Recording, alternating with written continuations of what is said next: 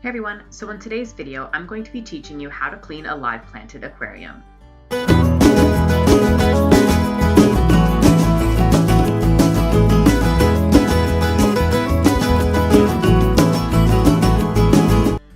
When you go to clean a live planted aquarium, there's a few extra steps you have to take to make sure that you don't disturb your plants and that they are kept trimmed and looking their best that they possibly can. So in this video, I'm going to be showing you those extra steps you have to take, as well as demonstrating every other step that comes to cleaning any aquarium, whether it's live or artificial. But with that being said, let's get right into the video. So the first thing that you're going to want to do, of course, is just take the lid off of your aquarium and turn off the light. And then my filter cartridge was also due to be changed, so I did take that out as well. But of course, this isn't something that you have to do every time.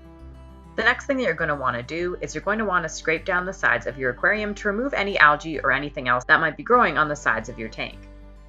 Algae growth is especially common in live planted tanks, especially because you're dosing with nutrients usually. I personally find it advantageous to do this before I remove the water from the tank, and that way anything that I scrape off will then be sucked up by the gravel vacuum later. I'm using a straight edge razor blade. This is just what I feel most comfortable using and I find it works the best, so that's why I use a razor blade, but they certainly do have a lot of alternatives, such as algae scrapers that you can get at the store, a variety of different types such as magnets or just like a little handheld tool. And a possibly cheaper option would be using a soap-free sponge that you could just get at a dollar store. That would work for you as well. Now the next step that you're going to want to take is you're going to want to clean off the leaves that are on your plants.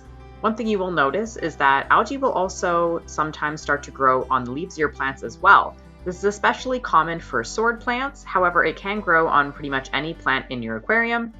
Now, what I like to do is I just take an old toothbrush and I scrape off the algae using that. I personally like using the toothbrush just because it's soft enough that it doesn't harm the leaves in any way, but it's firm enough that it still manages to scrape the algae off. Now that all of your plants have been kind of cleaned off, you're going to want to go ahead and do your aquascaping. So removing any dead leaves or doing any trimming that you feel necessary. Now, whether or not this is a quick process or a drawn-out process fully depends on the plants that you have in your own aquarium. One thing you're going to want to do if you have a moss ball like I do is you're just going to want to flip it around. Just kind of roll it a little bit just to make sure that it gets even light distribution. If you have it sitting in one spot, then sometimes the part that is touching the substrate can actually go brown. Now, after all of your plants have been trimmed and you are happy with the way that everything looks, now it is time to remove the water. You really want to make sure that you don't disturb the roots. So if you're really jamming that gravel vacuum in there, you could possibly hurt some of the roots and disturb your plants. If you're using a gravel substrate, you're going to want to go a little bit deeper so that you can get any debris that may have fallen in between the surface rocks. But if you have a sand or soil substrate, then just drag that gravel vacuum right along the surface and don't penetrate it at all.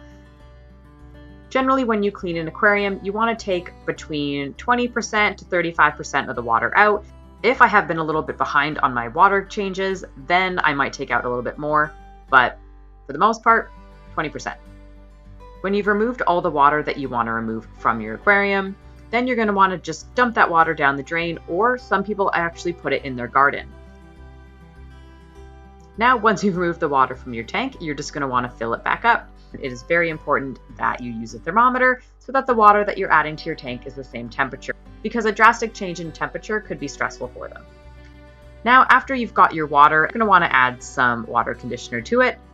So now that your water has been treated, you're going to want to add it to your tank. Now, you're going to want to make sure that you add the water in a gentle fashion so that it doesn't disturb your plants when you add it in.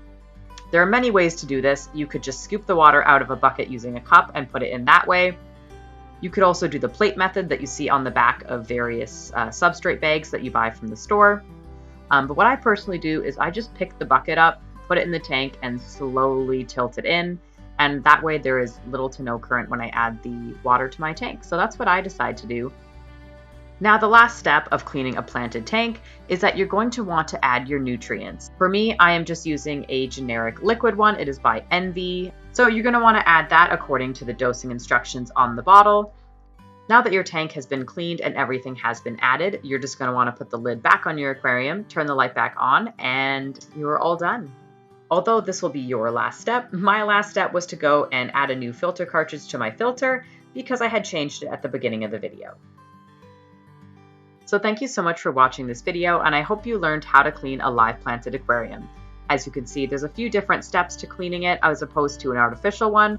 Overall though, it is not that complicated, so if you're watching this before getting a planted tank to know whether or not it's too complicated, it really isn't. It doesn't take me that much longer.